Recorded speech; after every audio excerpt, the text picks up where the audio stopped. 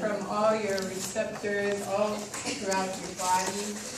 And that's what's down here, skeletal muscle. And then also you have sensory receptors in your inner ear that are going to tell you about the position of your body, whether you're turning angularly or you're going up and down or forward and back, so horizontal motions.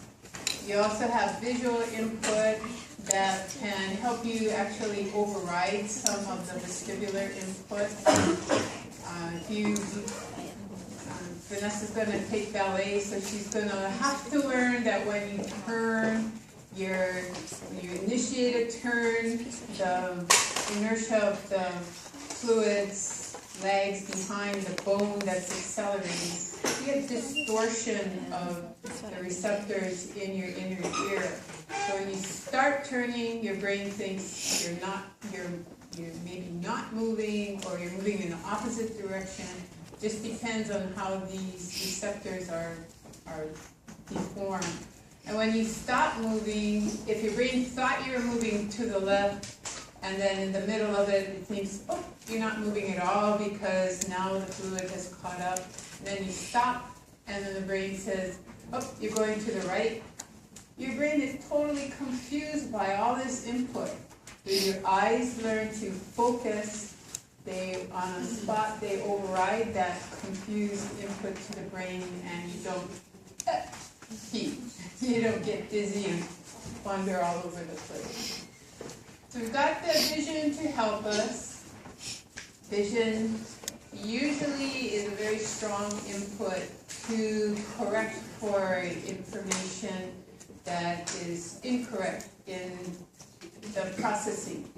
So when you throw a ball and you see you did not hit the target, the brain thinks, okay, you were above it to the right, let's coordinate the muscles so we move the release point to the left and maybe a little bit lower. Try that again. Well, maybe you overshot, now you're too low and to the left. So you have this information, visual information, plus you also have stretch receptors that are telling you where was that body part in space when I hit it, when I missed the target above to the right, and where was it when I hit it below to the left, and make an adjustment in between the two. Maybe the next time you hit the target, then the brain says, aha, that's where we need to have that's the amount of contraction we need to have in these muscles.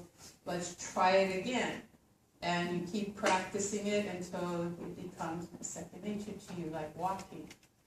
So sensory input will come in from peripheral receptors, maybe stretch receptors in the muscle, maybe receptors in your inner ear, visual receptors, your retina in the back of your eye. These are all considered peripheral.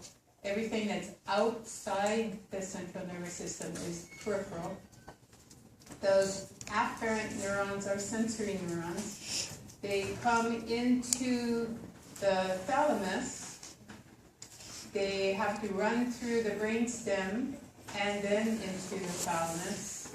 Some of the information, like your vision, will have cells in the brainstem that they will communicate with. And then there will also be locations in the thalamus that they will communicate with. Then the information is going to go to a part of the cortex. It might be the main somatosensory cortex for stretch receptors. For vision, it's going to be your occipital lobe. For vestibular input, it's going to be brainstem and also cerebellum.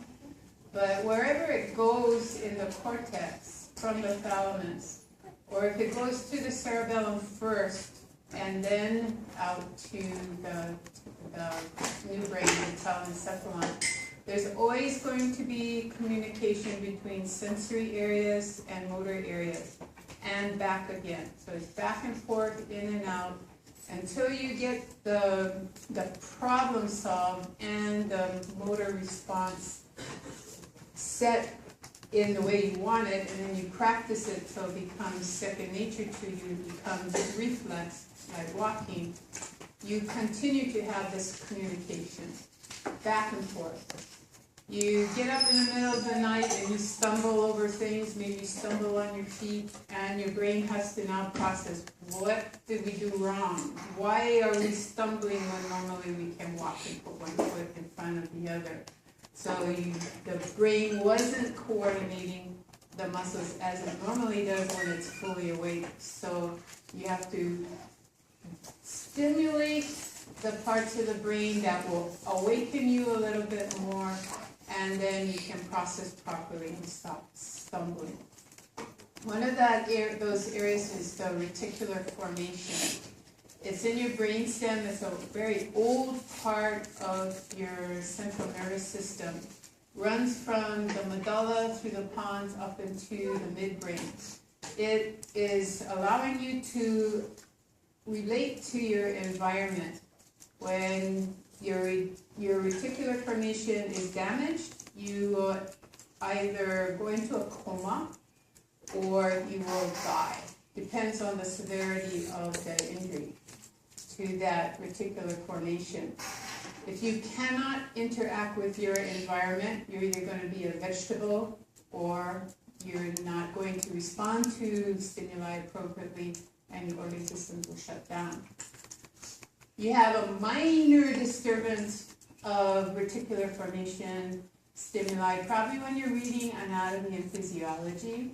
Biochem used to do it to me, to read biochem, and it was the best way. If you had insomnia, take out your biochem books. I used to do that even after I graduated. If I couldn't sleep, take out biochem because I read about half a page, honestly. When you get that kind of drowsy feeling, it's because you're not getting the information where it's supposed to. You've got a block to that information. Otherwise, you would be stimulating the reticular formation. If you're really interested in a subject, it wakes you up. When you're not so interested in the subject and it's like pulling teeth to learn it, then your reticular formation ceases to respond to this stimuli. So you have to stimulate your reticular formation. You can do it by slapping yourself around, flashing bright lights, playing loud music. Well, if you're in the middle of the night trying to study, your family's not going to appreciate that, or your neighbors aren't going to appreciate that. Slap yourself around, get up, run around the room. That will stimulate your reticular formation, wake you up, and you can concentrate some more.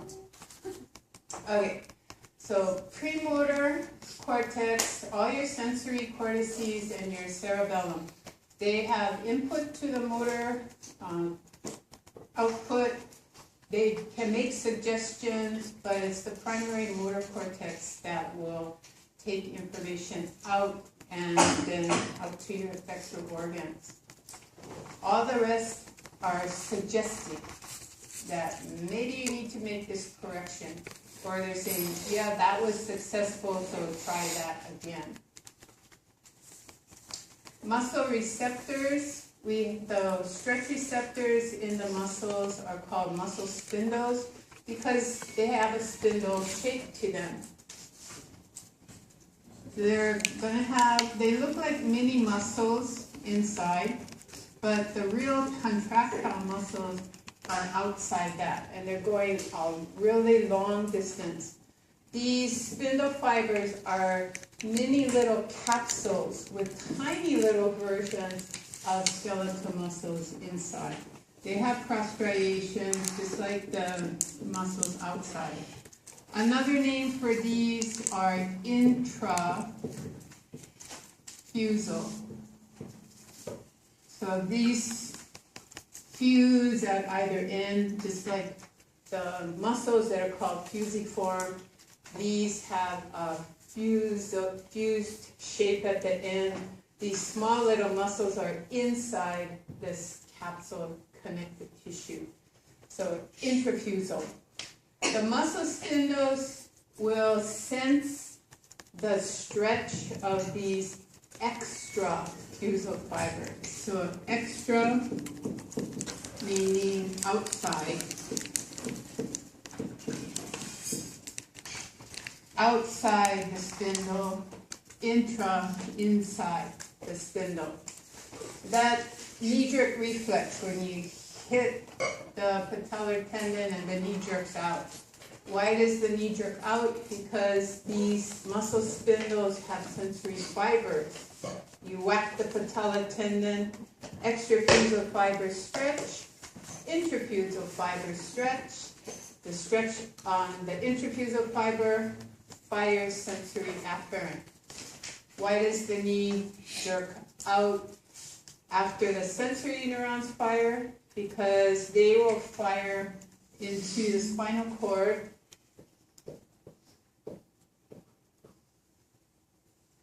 They enter through the dorsal root ganglion and then synapse via interneurons with your alpha motor neuron. So the alpha motor neuron comes back to the extrafusal fibers and stimulates their contraction. So the stretch receptors sense the stretch. Their neurons, the sensory neurons, fire. So action potential travels in, so sensory. Interacts with the alpha motor neuron via integration of the interneurons. Alpha motor neuron fires, extrafusal fibers contract, shorten, knee jerks out. There's also co-inhibition of the biceps and semitendinosus and membranosus. So the hamstrings are inhibited, so quads have an enhanced effect. Yeah. Is that all through the sciatic nerve? The reflex of the patella tendon? Does that travel to the sciatic nerve? Most sciatic and femoral probably. So sciatic probably is going to contribute more to the inhibition of the hamstring, but femoral is probably going to be contributing to the quadriceps more. So Golgi tendon organs, this is in the tendon of the muscle. So when the muscle ends and the tendon continues, you've got more stretch receptors down here.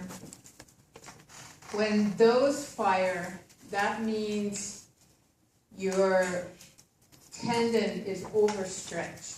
So you're spraining your ankle, you're twisting your ankle, or you've loaded your muscles too much and now the muscle can't control the weight anymore, and you transferred the force to the tendon, it's stretching too much. What these do is those, when those fire, when the tendon is overstretched, there's going to be inhibition of the muscle that the tendon is attached to. So if you stretch your ankle tendon too much, then the muscles, the fibularis muscles will be inhibited, and further, they further don't support the ankle and you fall down. The reason for the Golgi tendon organ inhibiting the contraction of the muscle is if you fired alpha motor neurons and that muscle contracted, more stretch on the tendon, more damage to the connective tissue. If you inhibit this muscle, then that takes tension away from the tendon.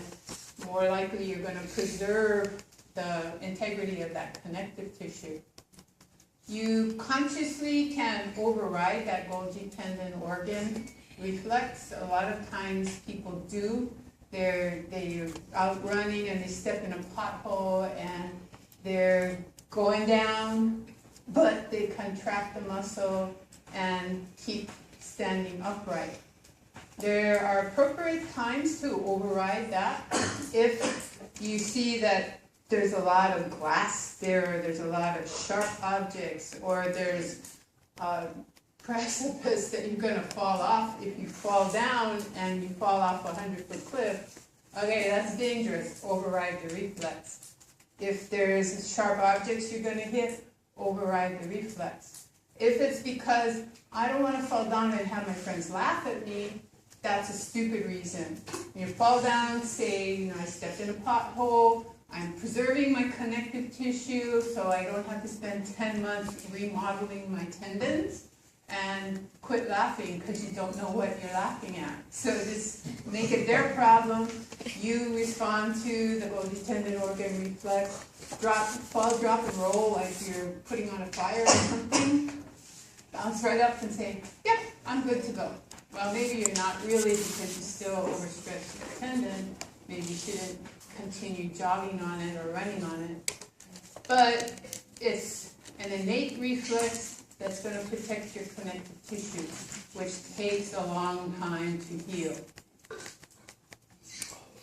So intrafusal fibers, they sense the stretch of the extrafusal fibers. Extra, outside the spindle. Intra, inside the spindle. These work together to produce your stretch reflex, which is your patellar reflex. Well, that's an example of the stretch reflex is the patellar reflex.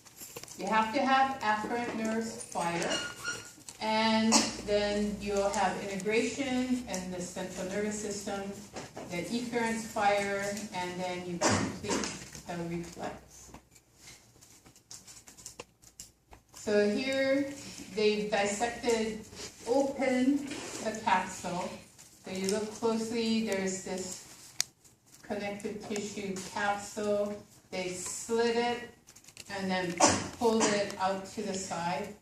You have the extrafusal fibers out here that are running via the alpha motor neurons that are stimulating them. So one neuron and the muscle fibers that it contracts is making up a motor unit. Okay, you got other neurons that are sensing the stretch of the intrafusal fibers. They either wrap around the intrafusal muscle or they end like a little flower spray on the muscle. So these actually are called flower end spray receptors, and these that wrap around are called annulospiral receptors. Both the flower end spray and the annulospiral will sense the stretch that is applied to the intrafusal fiber. When the intrafusal fiber is stretched, then they will send action potentials. They're the afferent neurons. They'll send action potentials to the central nervous system. And then you will fire your alpha motor neurons and your extrafusal fibers will contract. The stretch reflex, you have the stretch of the extrafusal fiber, which then causes the intrafusal fiber to stretch. That activates the flower end spray and annulospiral afferents. That goes to the central nervous system. You integrate in the spinal cord, and alpha motor neuron fires, extrafusal fibers contract. In that reflex, one of the neurons that's pictured here does not fire, and that is your gamma motor neuron. There is another motor neuron that goes to the intrafusal fibers. That is the gamma motor neuron.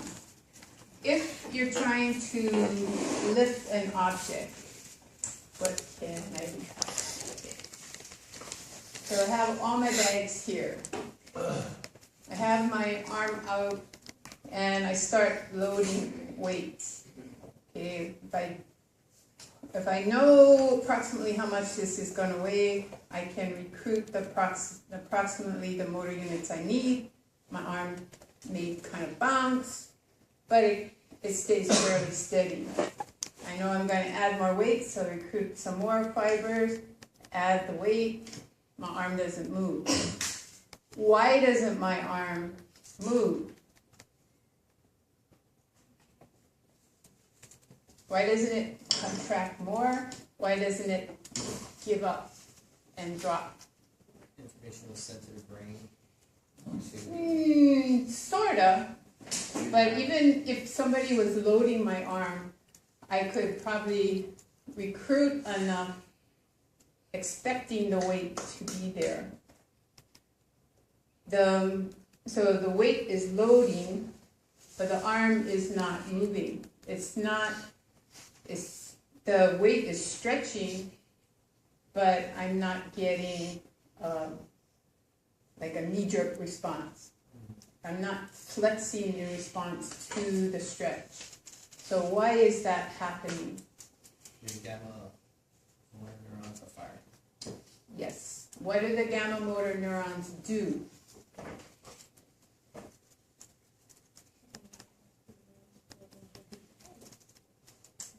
They contract the intrafusal fibers. Why would contraction of the intrafusal fibers allow me to maintain the tone in my muscle and also the position of my arm? They allow what not to stretch? Yeah.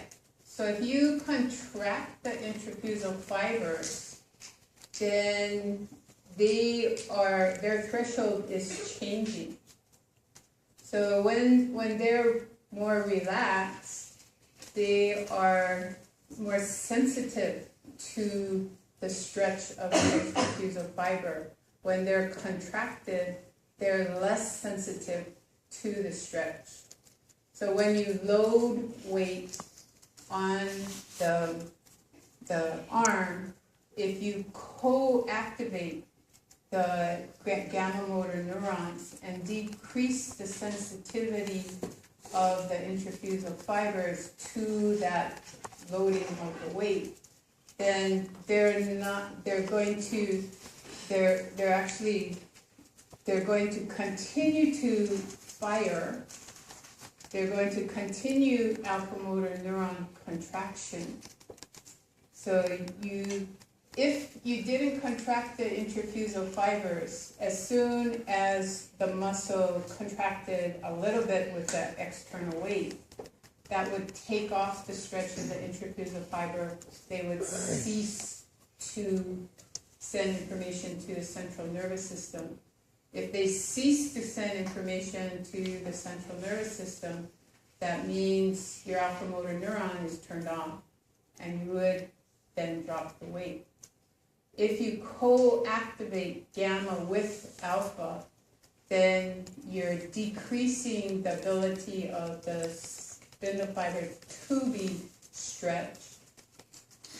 And they're then going to, with any additional weight, they're going to respond to little changes, keep firing to the central nervous system, and your alpha motor neurons continue to fire back to the extrafusal fiber. So here we've got what's going on. We've got the gamma motor neuron that is controlling your intrafusal fiber, and the alpha motor neuron that's controlling your extrafusal fiber. If you stretch the extrafusal fiber, the annular spiral will fire.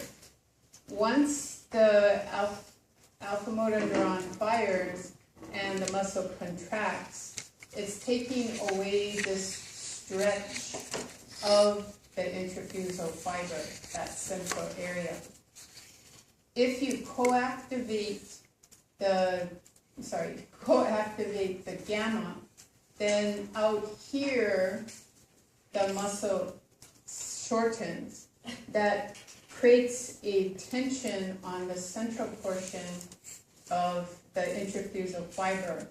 So you can, if you add any more stretch to this extrafusal fiber, the spindle fiber afferents will sense that little bit more stretch, continue to fire, which keeps your alpha motor neuron activated, keeps that extrafusal fiber contracted. If you cut the gamma motor neuron and you don't get these tiny little sarcomeres applying stretch to the middle portion, then as soon as your alpha motor neuron causes the extrafusal fibers to contract, then the stretch is taken away from the intrafusal fiber, afferents cease to fire, and alpha motor neuron ceases to fire, muscles don't contract anymore. So if you want to keep a weight balance, you have to co-activate the gamma with the alpha. So relaxed muscle fiber. The spindle is sensitive to the stretch at that length of the extrafusal fiber.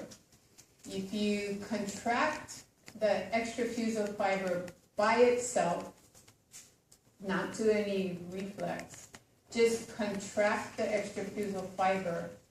If the extrafusal fiber shortens, then tension is taken away from the center of your intrafusal fiber.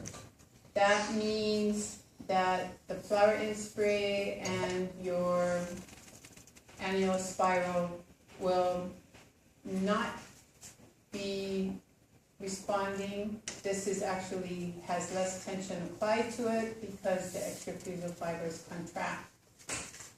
So that is the situation here. So contraction of the muscle, this is hypothetical situation. No spindle co-activation, spindle slackens, so it's no longer sensitive to any stretch that's applied out here. The contracted muscle with no, this is contracted muscle with no co-activation of the intrafusal fiber. With contracted muscle and co-activation of the spindle fiber, so co-activation of the gamma motor neuron, then the sarcomeres at the ends of the spindle fiber will shorten.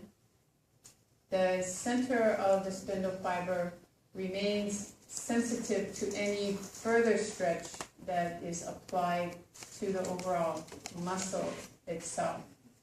So if you increase the load on the muscle will stay contracted. Without activation of the gamma, you contract your muscle and then add additional load to it. The spindle fibers not firing, the alpha motor neuron will not be stimulated again, and the muscle will not be able to hold on to that load. The load, since you're not contracting the extrafusal fibers to handle that external load, the load is now shifted to your tendon, and Golgi tendon organ fires. And instead of letting down the load, you drop the load. So you've probably all experienced that at some point. Somebody's handing you things, or you're lifting something and carrying it, and you say, hurry up, hurry up, hurry up, I'm losing control, and then just boom, you drop it. And they yell and scream at you, why did you drop that? It's not my fault, because my gammas were firing as much as they could, but the weight had exceeded the recruited motor units. Then the weight transfers to my tendon and my Golgi tendon organs fire, I have to drop it. There's no way, because these Golgi tendon organs are telling my muscles they're inhibited, and I have to drop the object. I didn't want to drop the object, but I had to drop the object. Okay, so at some point you lose this co-activation when you can't recruit any additional motor units. You fatigued all your motor units. Pretty much the only thing that is going to happen is the force is transferred to your tendons, Golgi tendon organ reflex takes over, all the motor units are inhibited, object dropped. So with a stretch reflex, you get alpha motor neuron activated with no co-activation of your muscle spindles. The muscle spindle afferents fire, alpha motor neuron efferents fire.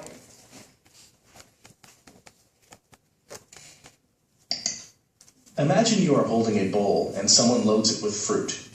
The additional weight causes your biceps to stretch. The stretching stimulates a sensory neuron that has endings in the muscle spindle. The stimulation triggers action potentials, which are propagated toward the spinal cord.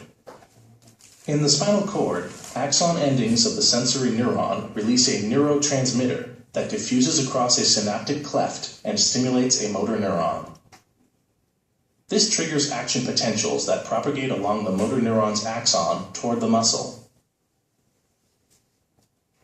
Axon endings of the motor neuron synapse with muscle cells in the stretched muscle. They stimulate the stretched muscle to contract. Ongoing stimulations and contractions allow you to hold the bowl steady. So that's as far as it goes, but if you continue to load that fruit, when you have too many oranges in the bowl and you can't recruit any more of your motor units to keep that bowl steady or keep it coming back up, then the weight of that load transfers from your muscle to your tendon and the whole bowl drops, because Golgi tendon organ inhibits biceps and brachialis, and they totally inhibited, not just relaxed, but totally turned off, and the whole load will be dropped. According to the sliding filament model, muscles contract when coordinated sliding and pulling motions occur between Z bands. We'll concentrate on one set of filaments and, for the sake of clarity, we'll show just two myosin heads. When a muscle is relaxed, myosin heads are not bound to actin. An increase in calcium levels triggers changes that expose binding sites for myosin. The myosin heads bind to actin filaments. Once bound, the myosin heads tilt toward the sarcomere's center, sliding the bound actin filaments with them. The myosin head contains an ATPase. When ATP binds to a myosin head, the head releases its grip on actin. The ATP is hydrolyzed to ADP, and the myosin head reverts to its original position. If calcium is still present, the process may be repeated. Now let's check what you have learned. Drag the text to the boxes to identify the components of this sarcomere. You better get this right. So where is myosin? Where is actin? The right box. And Z diff? Okay. That's correct. The thin actin filaments are anchored to the Z bands. Thick myosin filaments are centered in the sarcomere. Click the portion of the myosin molecule that binds ATP. So what binds ATP? The heads. That's correct. The binding of ATP to the myosin head provides the energy for sarcomere contraction. But what was wrong with their story? the ADP and the phosphate stay on the head till the next cross bridge is formed. Then phosphate leaves, then ADP leaves, and your head is stuck. Okay, so come back to this picture. All of these sarcomeres have actin and myosin. All of these sarcomeres have actin and myosin. So tension can be applied to the central area with activation of the gamma motor neuron. These sarcomeres shorten, put tension on the center. Even though the muscle, the extrapupillary muscle is contracted, you have increased sensitivity of the central portion to any further stretch, any more oranges added to the bowl. That muscle, the extrapupillary fibers will contract with the increased sensitivity to the change in the stretch due to one more orange added. You get the afferents firing, alpha motor neuron contracting, and your arm comes back up. So are each three of those a muscle